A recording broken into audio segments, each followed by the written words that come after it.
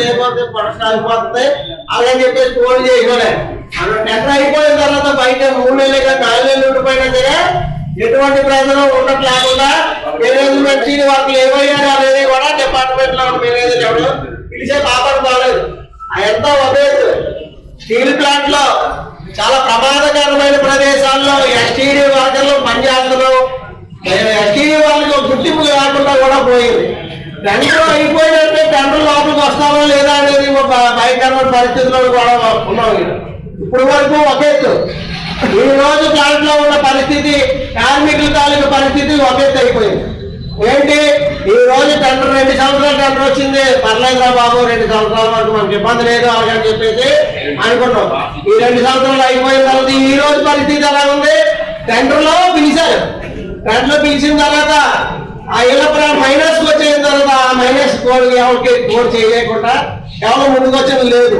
Department వాళ్ళు వెళ్ళి అడుగుతా ఉంటే డిపార్ట్మెంట్ వాళ్ళు ఏం చెప్తున్నారు, బాబు సిఈడిలో ఎలపరామ్ వచ్చాడు, ఆ సిఈడి దాన్ని ఈ రోజు వరకు జీతాలు లేవు, 5-6 నెలలు పెట్టాలి జీతాలు లేకుండానే చేసి వస్తున్నాడు, అదే తేలవట్లేదు. మళ్ళీ అదే ఎలపరామ్ ఎస్టీడీలో కూడా మైనస్ కోడ్ చేశారు. ఆ మైనస్ దానికి తెత్మలు ఎవరో మ్యాచ్ చేయలేదు కాబట్టి మళ్ళీ రీటెండర్లకు పిలవాల్సి వస్తుందేమో. మిత్రులారా, ఈరోజు ఈ ధర్నా ఈ తాలూకా ముఖ్య ఉద్దేశం, ఈరోజు మేనేజ్మెంట్ చాలా పెద్ద ఎత్తున కుట్ర పనుగా ఉన్నది. ఎందువల్లంటే 14 జోన్లు ఉన్నాయి. టెండర్ పూర్తి అయిపోయింది ఈరోజుతో మేనేజ్మెంట్కి తెలుసు. మరి ఎక్స్టెన్షన్ ఎప్పుడు ఇవ్వాలి, ఆ ప్రాసెస్ ఎప్పుడు చేయాలి, ముందుగానే చేసుకోవాలి. రేపటి నుంచి మళ్ళీ పనులు స్టార్ట్ అయ్యేలాగా నిజంగా మేనేజ్మెంట్కి ఈ ప్లాంట్ పట్ల ఈ కార్మికుల పట్ల చిత్తశుద్ధి ఉంటే, ప్లాంట్ సక్రమంగా నడపాలనే ఆలోచన ఉంటే టెండర్ ప్రక్రియ ముందు పూర్తి అవ్వకముందే ఈ ఎక్సెప్షన్ పీరియడ్ తాలూకా ప్రాసెస్ ఏదైతే ఉందో అది చేసి ఈరోజు ఆ ప్రయత్నం అనేది చేసేది. కానీ ఆ పని చేయలేదు. మన హెచ్ఓడి గారిని కలిసాం, ఆయన అన్నాడు అక్కర్లేదండి మీరు ఇంకా ఎక్సెప్షన్ పిలదలుచుకోలేదు, టెండర్లు ఎప్పుడైతే అప్పుడు అవుతాయి అని చెప్పి చెప్తా ఉన్నాడు. నేను అడిగాం, ఓకే టెండర్లు ఎప్పుడైతే అప్పుడు అవుతాయి, ఇలా ప్లాన్ నాశనం అయిపోతే ఏంటి సార్ పరిస్థితి అంటే నా చేతిలో లేదంటే. మరి నీ చేతిలో ఏముంది? హెచ్ఓడి ఆవిడ కూర్చొని ఏం చేస్తాం? లక్షల్లో జీతాలు తప్పడానికా? ఈ పై మేనేజ్మెంట్కి ఏం పట్టదా? ప్లాంట్ ఒక పక్క మిషనరీ పాడైపోతుంది, మరో పక్కేమో ఉత్పత్తి తగ్గించేస్తూ ఉన్నారు. ఇదంతా ఒక పెద్ద కుట్ర అనేది జరుగుతూ ఉంది. మనకు అర్థం కావాలి. ఈరోజు మేనేజ్మెంట్ కావాలనే ఇటువంటి ప్రయత్నాలు అనేవి చేస్తూ ఉన్నది.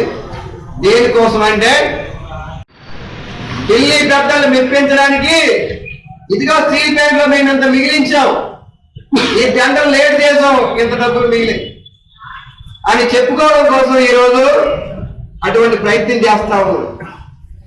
ఢిల్లీ పెద్దలు అడిగారంట, ఈ స్టీల్ ప్లాంట్ కావాల్సిన డబ్బులు ఇస్తాం, మేము రా మెటీరియల్ ఇస్తాం, నువ్వేం చేస్తావు అని అడుగుతున్నారు.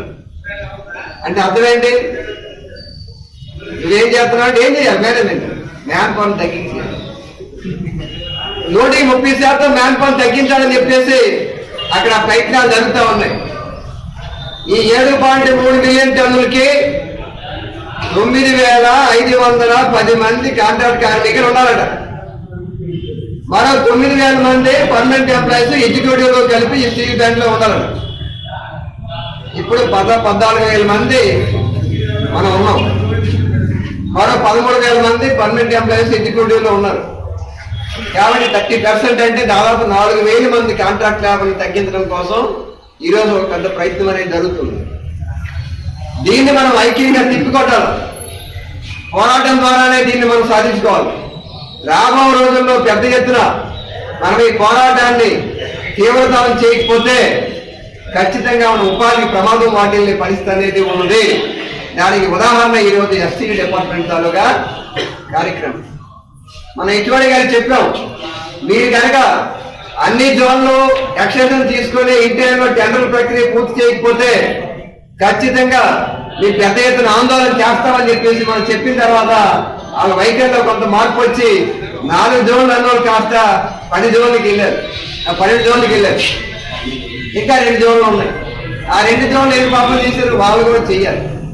సరే, ఇప్పుడు ఎక్స్టెన్షన్ ఎప్పుడు చేస్తావు నువ్వు? ఎక్స్టెన్షన్ మళ్ళీ ఎప్పుడు చేస్తావు? మళ్ళీ 10 రోజులు 15 రోజులు బయట ఆ ప్రక్రియ పూర్తి చేశారు. ఈలో ప్లాంట్ పరిస్థితి ఏంటి? ఇది అడిగితే వాళ్ళ దగ్గర సమాధానం లేదు. అందుకని ఈ విషయాలు అర్థం చేసుకోవాలి. గతంలో మనకి అనేక అనుభవాలు ఉన్నాయి. డైరెక్ట్ పర్సనల్ సంతకం కట్టకపోతే మనం సిఐడిగా ఒక కరపత్రం వేసి ఈ ఫైలు డీపీ దగ్గర ఉండిపోయింది, ఆయన సంతకం పెట్టలేదు, అందువల్ల వర్షం ఆగిపోయింది చెప్పేసి అంటే మేఘాల మీద 24 గంటల్లో ఆ పెద్దమని సంతకం పెట్టాడు మనం గేట్ బయట ధర్నా చేసిన తర్వాత. అందుకని ఈ పోరాటాలు ధర్నాలు మనకేం సరదా కాదు, అన్ని సక్రమంగా నడిస్తే మనకెందుకండి ఇవన్నీ. కానీ వాళ్ళు చేయాల్సిన పని సక్రమంగా చేయకపోవడం వల్ల మనం ఈ పరిస్థితి అనేది చేయాల్సి వస్తూ ఉంది. అందుకని మేనేజ్మెంట్ త్వరగా ఈ సమస్యను పరిష్కారం చేస్తే సరే, లేకపోతే మాత్రం ఖచ్చితంగా మనం రేపటి నుండి ఏదైతే ఒక కమిటీ ఏర్పడామో సెక్రటరీతో మనం కమిటీ ఏర్పాటు చేసాం. ఈ కమిటీ కూర్చొని ఓ భవిష్యత్ కార్యాచరణ అనేది పిలిపిస్తుంది. ఏ రోజు ఎక్కడ ఏ కార్యక్రమం చేయాలనేది మన ఉపాధి కోసం, మన ఉద్యోగ భద్రత కోసం ఖచ్చితంగా అవసరమైతే మన కుటుంబ సభ్యులందరినీ కదిలించి మనం పెద్ద ఎత్తున ఆందోళనకు సిద్ధం కావాల్సిన పరిస్థితి అనేది ఉందని చెప్పేసి మీ అందరూ కూడా ఈ సందర్భంగా నేను తెలియజేస్తున్నాను మిత్రులారా. అలాగే రేపు వచ్చే ఆదివారం ఎందువల్లంటే ఇది దాంట్లో మనం పోరాటం చేస్తున్నాం. పైనుండే పెద్దలు చెప్తా ఉన్నారు, ఆ చేతిలో మాకు లిమిట్స్ ఉన్నాయి. దీన్ని రాజకీయంగా ఒక పొలిటికల్ ప్రెజర్ తీసుకొస్తే తప్ప ఈ పరిస్థితిలో మార్పు రాదని చెప్పేసి వాళ్ళు చెప్తా ఉన్నారు. మరి పొలిటికల్ గా మార్పు తీసుకురావాలంటే ఏం చేయాలా? నివాస ప్రాంతాల్లో ఎమ్మెల్యేలు ఎంపీలు నివాసం ఉండే కాంట్రాక్టర్లు జీతాలు చెల్లించడానికి ముందుకు రావడం లేదు. దీనికి కారణం ఏంటి? ఈ ఫినిక్స్ కాంట్రాక్ట్ తాలూకా బిల్లు ఇంకా ఫైనాన్స్కి వెళ్ళలేదండి. ఫైనాన్స్కి ఎందుకు వెళ్ళలేదు? ఫైనాన్స్లో కొర్రీ చేశారు. ఏంటది? బయోమెట్రిక్ ఆధారంగా బిల్లు ఇమ్మని చెప్పేసి ఫైనాన్స్ వాడు అందులో ఒక మేనేజర్ రాధారాణి అని ఆయన ఒక లెటర్ రాసి కింద వాళ్ళకి పంపించారు. ఏమని? బయోమెట్రిక్లో ఎంత అటెండెన్స్ ఉందో దాని ప్రకారంగా బిల్లు పంపించండి, కానీ మీరు పంపించిన బిల్లుకి బయోమెట్రిక్కి 2 పోలిస్తే సరిపోవట్లేదు, కాబట్టి మీ బిల్లులు వెనక్కి పంపించరామని చెప్పేసి కాంట్రాక్టర్ బిల్లులు వెనక్కి పంపించారు. ఈ జూన్, జూలై, ఆగస్టు ఈ 3 నెలలు కూడా ఇదే పరిస్థితి అనేది కొనసాగుతూ ఉంది. వాళ్ళ బిల్లులు ఎప్పుడైతే రాలేదో కాంట్రాక్టర్లు జీతాలు చెల్లించడానికి ముందుకు రావటం లేదు. ఇది సమస్య. ఈరోజు ఈ సమస్య మీదే మనం ఈడీ వర్క్స్ ముట్టడి కార్యక్రమం పెట్టాం. మంచి వర్షంలో మీరందరూ వచ్చే ఉంటారు. సాయంకాలం 7 గంటల వరకు అక్కడే ఉండి ఈ సమస్య పరిష్కారం అయ్యే వరకు ఇక్కడే ఉంటామని చెప్పేసి మనం చెప్పాం. చెప్పిన తర్వాత పై వాళ్ళు వచ్చారు, ఒక వారం రోజులు పరిష్కారం చేస్తా ఉన్నారు. అయినా పరిష్కారం కాలేదు. తర్వాత మళ్ళీ మనం ఒక కరపత్రం వేసి 19వ తారీఖున మేము చిలో ఎడ్మిన్ కార్యక్రమం పెడతాము, నువ్వు కనుక ఈ సమస్య పరిష్కారం పోతుందని చెప్పేసి మనం చెప్పాం. అప్పుడు వెంటనే ఎడ్మిన్ బిల్డింగ్లో ఉండేటటువంటి మేనేజ్మెంట్ వాళ్ళు మళ్ళీ మనకు ఫోన్ చేసి చెప్పారు, ఒక్క 4 రోజులు ఆగండి, దీనికి ఒక కమిటీ చేస్తున్నాం, ఈ కమిటీ రిపోర్ట్ చేస్తుంది, ఈ 3 నెలలకి మేము పరిష్కారం చేస్తాం, సెప్టెంబర్ నుండి ఖచ్చితంగా బయోమెట్రిక్ ఉండాలి, ఆ బయోమెట్రిక్లో ఏమైనా తేడా పడాలు వస్తే అవి కూడా మేము సరి చేయడానికి ఒక మెకానిజాన్ని మేము ఏర్పాటు చేస్తాం అని చెప్పేసి ఒక కమిటీ వేసారు. ఆ కమిటీ రిపోర్ట్ 4 రోజుల్లో ఇవ్వాలి. ఇందాక కూడా మళ్ళీ ఫోన్ చేశాం సిజిఎం ఇచ్చారుకి. ఆయన అంటాడు ఒక పావు గంట అరగంటలో అయిపోతుందంటే మేము ఆ పనిలోనే ఉన్నామని చెప్పేసి వాళ్ళు చెప్తున్నారు. అది కనుక పరిష్కారం అయితే మన సమస్యకి ఒక మార్గం దొరుకుతుంది. ఇప్పుడు పరిస్థితి ఏంటి, మనకి కాంట్రాక్టర్ జీతాలు ఇవ్వలేదు. కొనిక్స్ కానీ, మాస్ కానీ, నాగార్జున కానీ, ఏ కాంట్రాక్టర్ అయినా సరే ఆ కంపెనీ కానీ కాంట్రాక్టర్ కానీ జీతాలు ఇవ్వకపోతే మనకు జీతాలు ఇవ్వాల్సిన బాధ్యత ఎవరిది? మేనేజ్మెంట్. మేనేజ్మెంట్ ఏమైనా మన నోట్ షీట్ మూవ్ చేసారా? చేయలేదు. ఆగస్టు నెల జీతం సెప్టెంబర్ 7వ తారీఖు లోపు కనుక ఇవ్వకపోతే 10వ తారీఖు వరకు చూసి 11వ తారీఖునే ఇంజనీరింగ్ ఇన్ఛార్జి కలుగు చేసుకొని, హెచ్ఓడి కలుగు చేసుకొని, మన పేరు ఎంతైతే మనం అటెండెన్స్ ఉందో అంతా పంపించి మన బ్యాంక్ అకౌంట్ అన్నీ తీసుకొని మేనేజ్మెంట్ మనకి జీతాలు ఇవ్వడానికి ఒక నోటు పంపించాలి. కానీ ఈరోజు వరకు ఆ పని మేనేజ్మెంట్ చేయలేదు. ఇప్పుడు దానికోసం మనం ఒత్తిడి చేయడానికే ఈరోజు ఇక్కడ ఈ ధర్నా కార్యక్రమం అనేది మనం పెట్టాం, మాట్లాడతాం. కాంట్రాక్టర్ మరో 2 రోజులు 4 రోజులు జీతాలు ఇవ్వలేదు అనుకోండి, మనం ఏం చేయాలా? సమ్మె చేయాలి. సమ్మె చేస్తే ఇప్పుడు పరిష్కారం అయ్యే పరిస్థితి ఏమైనా ఉందా? ఉందండి? ఉందా? 4 రోజులు ఆగినా, 5 రోజులు ఆగినా, వారం రోజులు ఆగినా అసలు ప్లాంట్ మూసేమన్నాడు.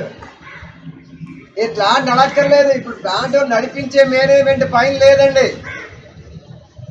ఈ ప్లాంట్ ఎలా మూసేయాలనే ఆలోచనతోనే పై మేనేజ్మెంట్ ఉంది. ఏ వంక దొరుకుద్దా అని చూస్తున్నారు. అలాగని మన సమ్మెకి వ్యతిరేకం ఏమి కాదు. ఎందుకంటే 3 ఫర్నేసులు రన్ అవ్వాలా.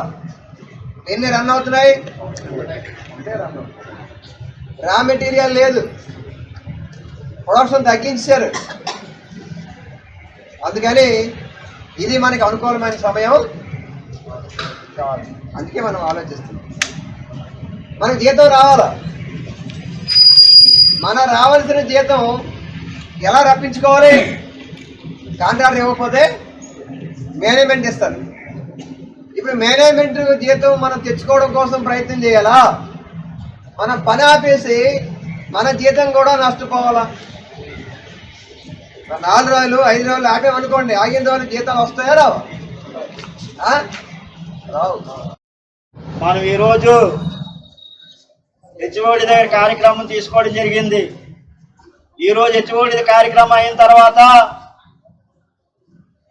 ఏదైతే టీఎంసీ కంపెనీలు ఉన్నాయో ఆ కంపెనీల దగ్గర కూడా మన జీతం వచ్చినంత వరకు రోజు కార్యక్రమాలు చేయాలని చెప్పేసి మనం యూనియన్గా నిర్ణయం చేసాం. కానీ ఈ విధంగా వస్తే మనం ఎలా కార్యక్రమం చేయాలో మనం ఆలోచించండి.